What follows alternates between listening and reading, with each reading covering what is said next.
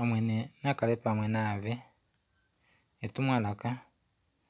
Omwene tadimi po omatimba nomatawuluko omulunde elidjilulula.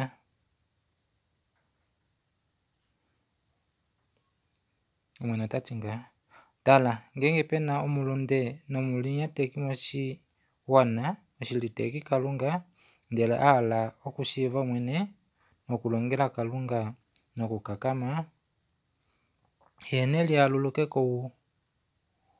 koulunde ndee nalile nokulilila fiyo mwene takufapo eenghali daye.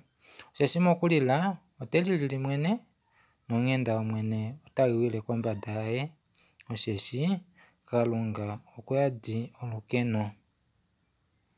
Nakwenauke tati oulunde wange wo oulunde wange muhapu. Naye kumwine mokule tati wo hamo ndelinyateka nondatoka Kalunga omukombandambanda.